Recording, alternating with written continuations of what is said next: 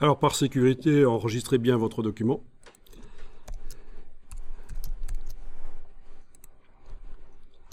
Voilà, donc j'ai un bloc texte qui utilise 2 styles de paragraphe. Ça, c'est bien.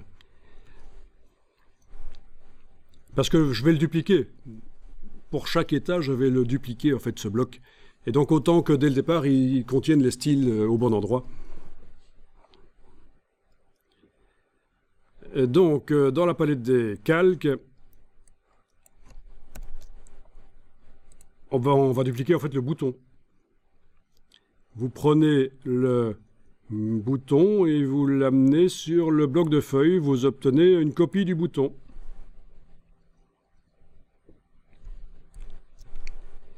Donc là, on a 2 blocs parfaitement superposés.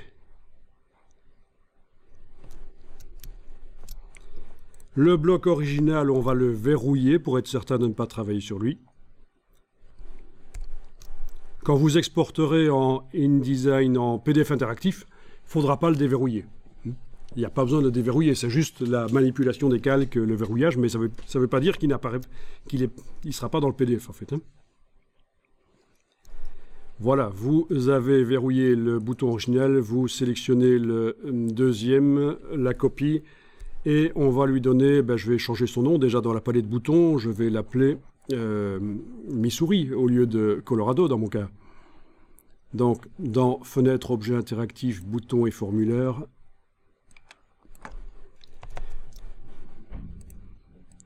texte Missouri.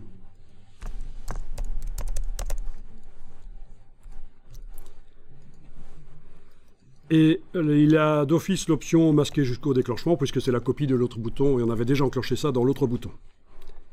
C'est parfait.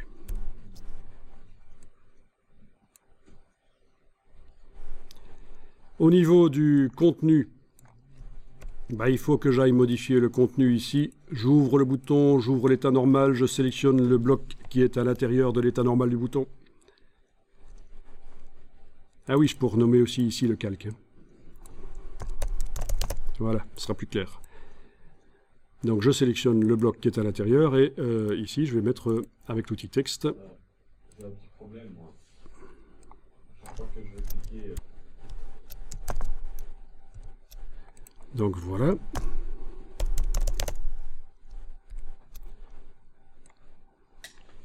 Alors sachez qu'il est possible de créer dans InDesign plein de blocs différents au départ d'un fichier Excel.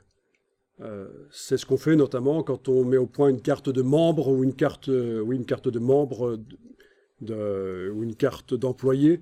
Vous avez 1000 employés à encoder ou 3000, c'est pas un problème. Vous mettez au point un document dans InDesign avec des variables.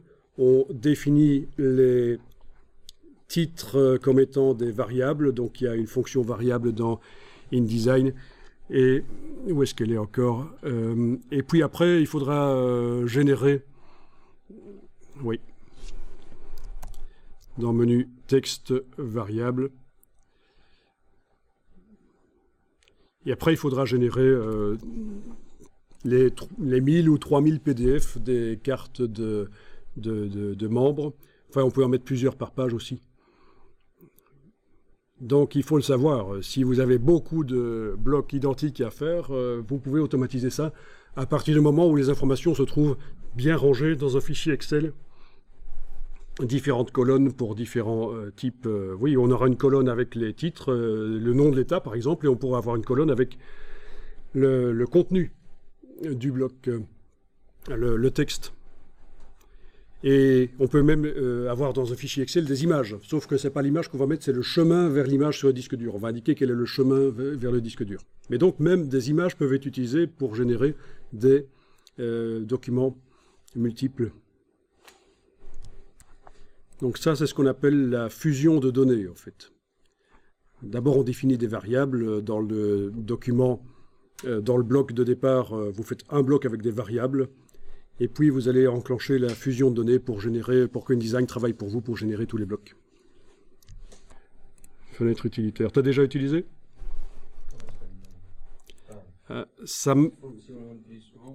Oui, mais ça bug parfois aussi.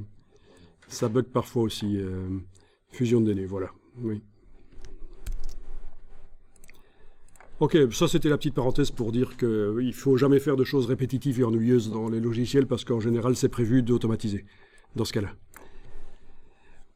Ok, alors le Mi-souris, je vais peut-être aller prélever la couleur de fond comme j'avais fait pour le Colorado. Je vais peut-être aller donc sélectionner bien le bloc qui concerne le Mi-souris dans la palette des calques et je vais devoir enlever l'œil en face du calque des boutons, de manière à voir la couleur vraiment qui est là. Logique, hein. Si je vais prélever avec la pipette, il ne faut pas que le bouton soit affiché en rouge transparent par-dessus. Voilà.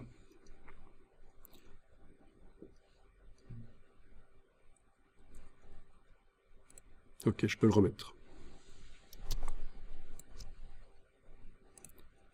Tout ça est très logique.